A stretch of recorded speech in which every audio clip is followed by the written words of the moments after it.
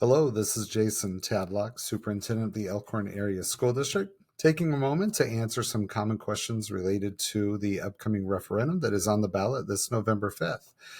One of the common questions we get is, why is a referendum necessary?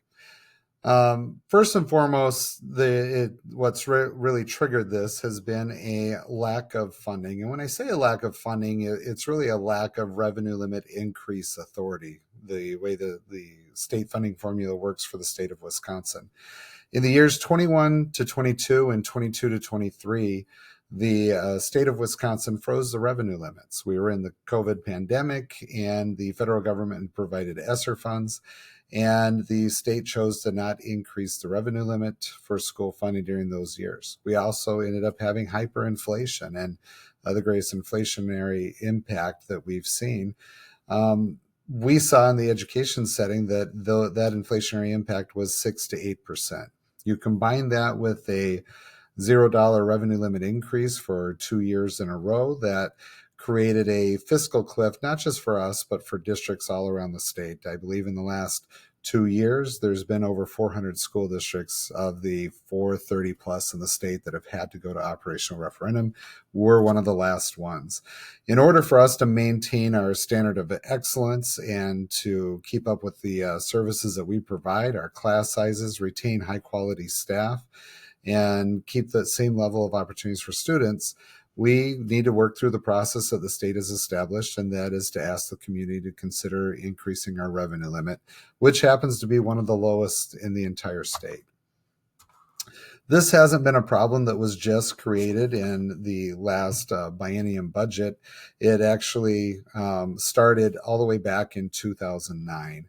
This is a chart of when revenue limits in the state of Wisconsin were put in place all the way back to 1993, the year I graduated high school under the Tommy Thompson administration.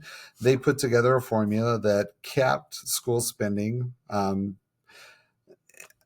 at each of the local districts based on how much they were spending in 1993, and then divided that number by the number of resident students they had. Elkhorn at that time was a low spending school district.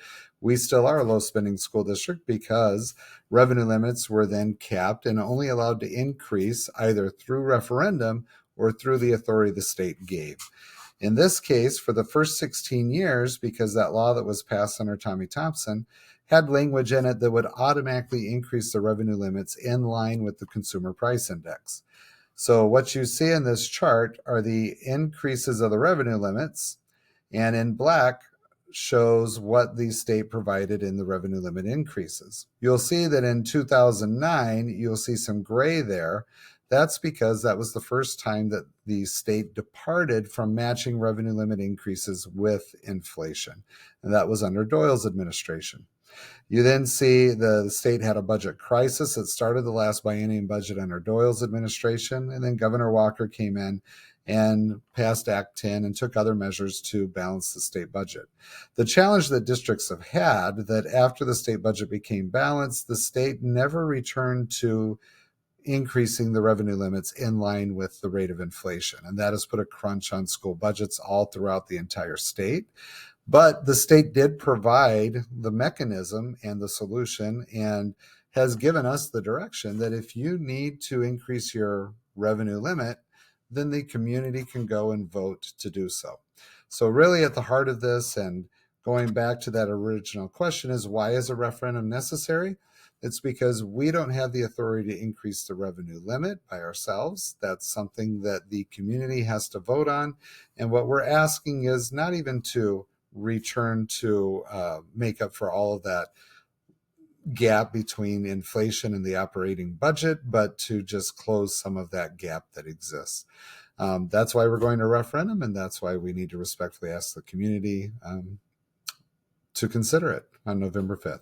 Thank you very much. Have a great day.